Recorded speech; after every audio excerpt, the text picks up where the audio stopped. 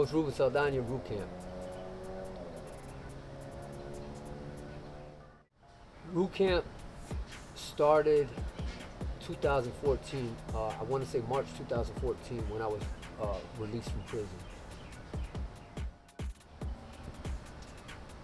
There were several events that led to the creation of Root Camp. The main one, though, was a kid, almost a straight A student, being beat up by a gang in the area, and he was hospitalized. And my family asked, could I train him when he got out of the hospital, so that he can have confidence to defend himself? Because from what we heard, he didn't fight back, and they jumped on him and his sister.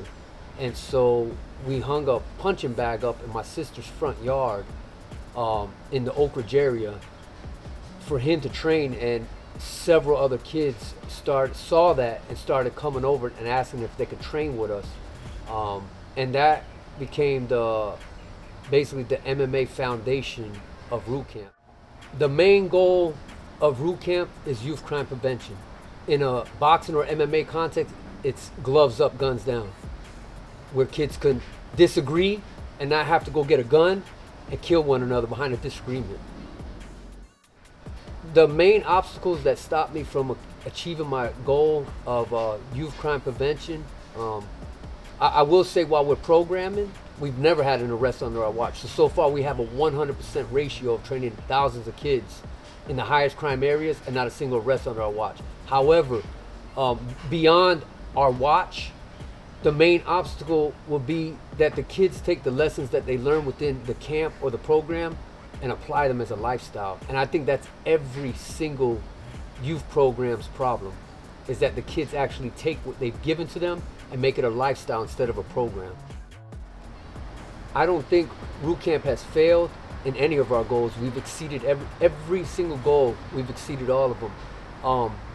I think our greatest achievements dealing with the youth is that they've had an opportunity to meet a lot of people that they normally wouldn't have met, mentors, whether they were street mentors with lived experience or celebrities.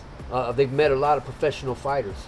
And I think the fruit of what these kids have become speaks for itself. I mean, there's just so many achievements these kids have achieved. I don't even know where to start to answer that question.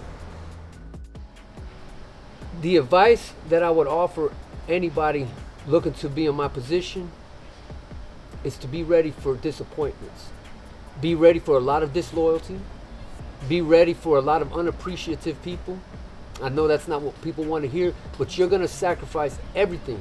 Your time, your family time, your money, your resources, your home, your privacy to help others. And many times, I would give it about 50-50. Some of the youth don't appreciate what you give them until many years later. And even some of the parents will use you as a free babysitter, and the first time you say no, you're the worst person in the world. Not all, but I think that's the hardest thing about being passionate about being a non-traditional coach in my type of position. Root Camp has been received with a tremendous amount of support from the outside community. I don't even really like to call it the outside community. We are the community. I live in the community. I'm not foreign to this community. I don't come into somebody else. I live here. And we have kids in every so-called high crime area or community. So I don't disassociate myself from the community. We've been well received. However, as with all things in human nature, we do have people that criticize. We do have what they call haters, right? They're non-factors to us. You don't have to like me. You don't have to like my sport. You don't have to like my kids. You don't have to like my tattoo. You don't have to like anything about me, but you can't beat our statistics. Root Camp's contribution back to the community is zero. We are the community.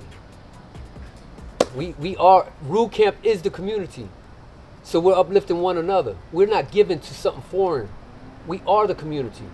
We are this. We are the neighbor. We are the gangbanger. We are the prostitute. We are the former or active gang member. We are the community trying to empower and better the youth. However, what we actively give back to the individual youth is self-esteem, confidence, discipline, the love that they might feel that they're lacking somewhere else. We give them a brotherhood. We give them a sisterhood. We give them that tribe. Everybody's talking about it takes a village to raise a child. We are that village with our mentors, our parents, even our animals are part of this village, right? So we give them that love.